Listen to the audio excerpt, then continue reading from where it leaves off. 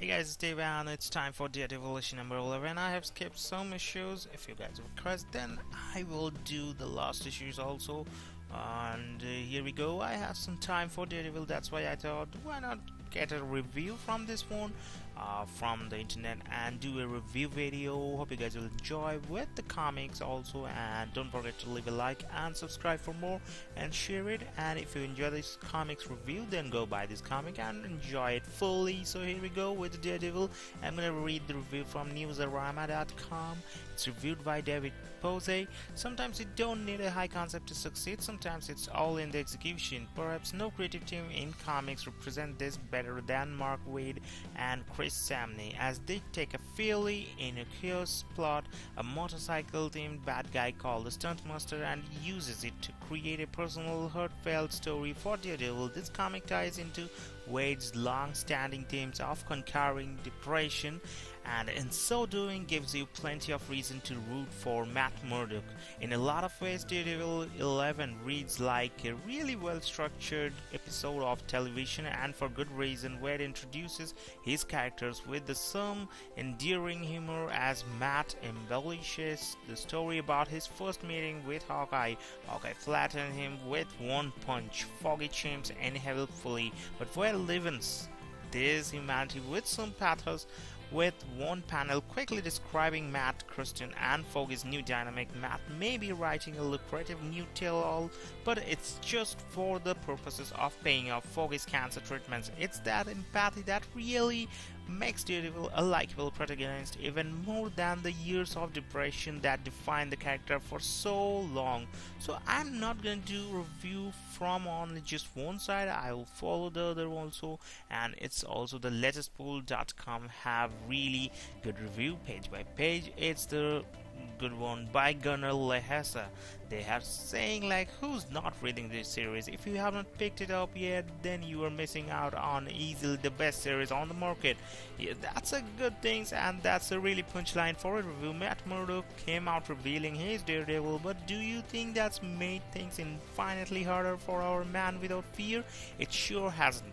Yes, there are always bumps along the way, but then there are $8 million book deals. This issue we get to hear some of the great adventures of Daredevil in his own words, even if they are a little more exaggerated than truth. Previously it happens that the world knows that blind lawyer Matt Murdock is Daredevil after years of maintaining a secret identity to protect the people he loves. And with his identity out in the open, several of Daredevil's old foes have popped up in his new city looking to get revenge, and this thing go blah blah blah. What I love about this series, and especially this issues, is that Mark Waid and Samnee really show that they understand the character. You really see why Matt Murdock is one of the greatest heroes at Marvel. People ask me all the time why I love Daredevil the most. What quality does he possess that really makes me drawn to him?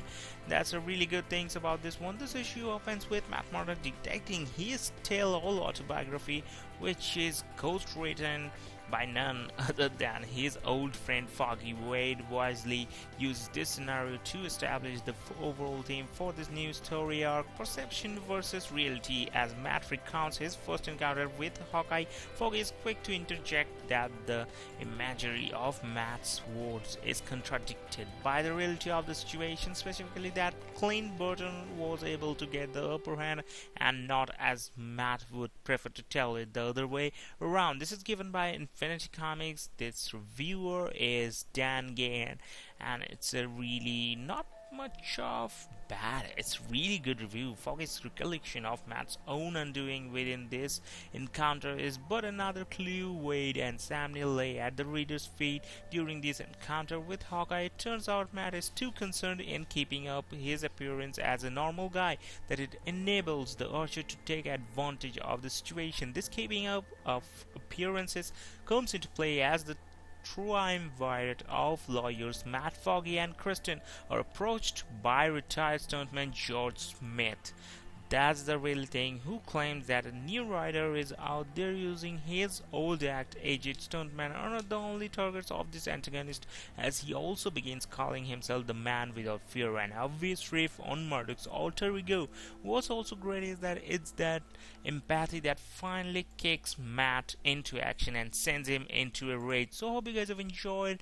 If you wanna enjoy this comics in full way, oh, this the next man in the high gear is coming. So what I was telling about, let's continue that. If you want to enjoy this comics in full way, like in the couch or in the sofa and while bedtime, and okay, just go to the store and buy it.